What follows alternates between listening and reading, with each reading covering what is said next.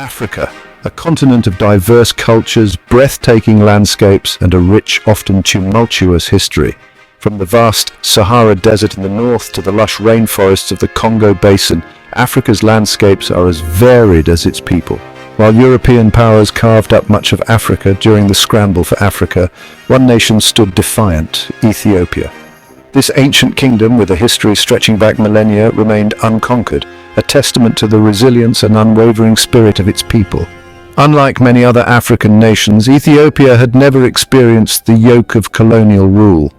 This unique status set Ethiopia apart as a beacon of hope and resistance. This made Ethiopia a symbol of hope and resistance for Africans across the continent. It was a source of inspiration for those who longed for freedom and self-determination. Ethiopia's ability to resist colonization stemmed from various factors. Its geographical features played a crucial role. Its mountainous terrain provided a natural barrier against invasion. The rugged landscapes made it difficult for foreign armies to penetrate and establish control. The Ethiopian Orthodox Church, a powerful institution, fostered a strong sense of national identity. It was more than just a religious entity. It was a unifying force that brought people together. The emperors of Ethiopia, descendants of the Queen of Sheba and King Solomon, commanded respect and loyalty from their subjects. Their lineage was a source of pride and legitimacy. This combination of geographical advantage, cultural unity, and strong leadership set the stage for Ethiopia's remarkable resistance against European colonialism. The unity among the people and their leaders was pivotal. Ethiopia's history is punctuated by stories of brave warriors and wise rulers who defended their land against invaders. These tales of heroism are etched into the national consciousness. This long tradition of resistance instilled a deep-seated sense of pride and independence in the Ethiopian people. Their cultural heritage was something they were determined to protect at all costs. They were determined to protect their sovereignty and preserve their cultural heritage. The preservation of their unique traditions and customs was paramount. The story of Ethiopia's resistance is not just about military victories, it is about the collective will of a nation to remain free and independent. It is also about the unwavering spirit of a people determined to remain free. Their resilience in the face of adversity is a testament to their strength and determination. It is a story that continues to inspire generations of Ethiopians and people around the world who admire courage in the face of adversity. The legacy of Ethiopia's resistance is a powerful reminder of what can be achieved through unity and determination. Today, Ethiopia stands as a proud nation, celebrating its rich cultural heritage and history. The spirit of resistance and independence continues to thrive, inspiring future generations to cherish and protect their unique identity. As Ethiopia moves forward, it carries with it the lessons of its past, ensuring that the sacrifices of those who came before are never forgotten. The story of Ethiopia is a testament to the enduring power of resilience and the unbreakable spirit of its people. The late 19th century saw Europe gripped by a fervor for colonial expansion.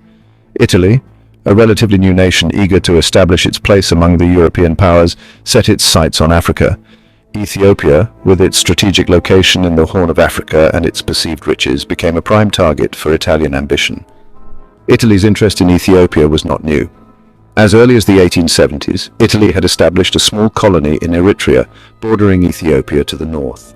This foothold on the Red Sea coast served as a springboard for Italy's larger ambitions in the region. In 1889, Italy signed the Treaty of Wuchale with Emperor Menelik II of Ethiopia. However, the treaty was fraught with ambiguities, particularly regarding the extent of Italian control over Ethiopian foreign affairs. The Italian version of the treaty declared Ethiopia an Italian protectorate, while the Amharic version, the language of the Ethiopian court, presented a much looser agreement. This discrepancy in interpretation laid the groundwork for future conflict. Italy, confident in its military superiority, sought to exploit the situation and expand its influence over Ethiopia. Emperor Menelik II, however, had other plans. He recognized Italy's true intentions and began preparing his nation for the inevitable clash.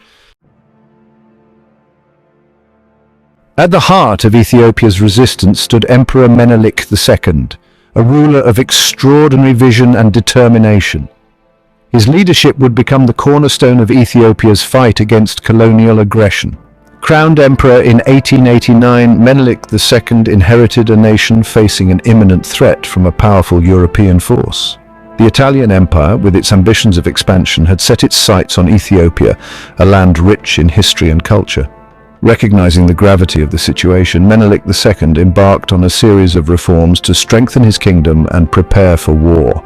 These reforms were not just military but also administrative, aimed at creating a more cohesive and resilient state. Menelik II understood that to defeat a modern army like Italy's, Ethiopia needed to modernize its own forces. He knew that traditional methods of warfare would not suffice against the well-equipped Italian troops. He embarked on a campaign to acquire modern weapons and train his soldiers in their use. This was a monumental task, requiring not only resources but also the expertise to effectively integrate new technologies into the existing military structure. He sent envoys to European nations, including Russia and France, to purchase rifles, artillery, and other military equipment. These diplomatic missions were crucial in securing the necessary arms to level the playing field against the Italians. Beyond military modernization, Menelik II also focused on uniting the various Ethiopian kingdoms and ethnic groups under a single banner. This unity was essential for a strong defense, as internal divisions could easily be exploited by the enemy. He understood that a divided Ethiopia would be easy prey for Italy. The threat of colonization loomed large, and only a united front could hope to repel the invaders. He skillfully used diplomacy, alliances, and strategic marriages to consolidate his power and foster a sense of national unity among the diverse Ethiopian people. These alliances were not just political but also cultural, weaving a tapestry of unity that would be hard to unravel. Menelik II's efforts bore fruit.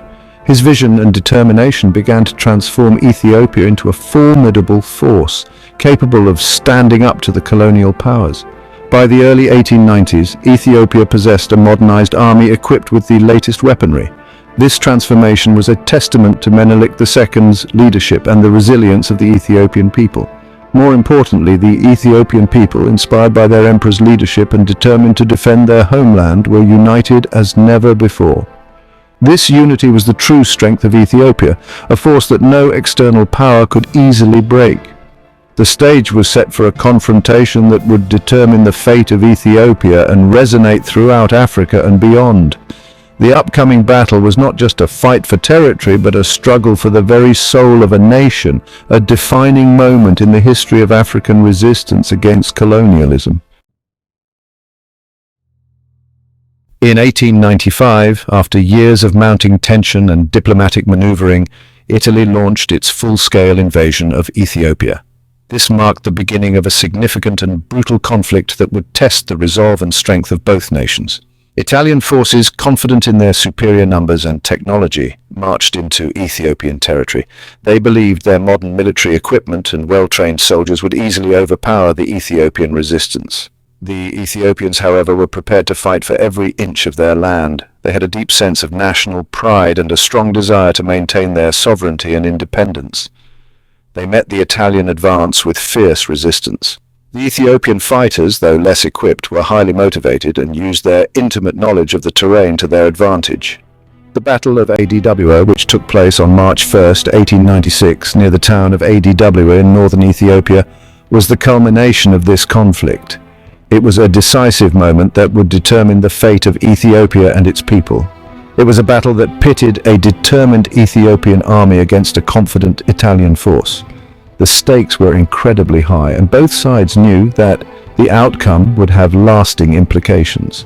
The outcome of the battle would have far-reaching consequences not only for Ethiopia but for the entire continent of Africa. A victory for Ethiopia would inspire other African nations to resist colonial rule and fight for their own independence.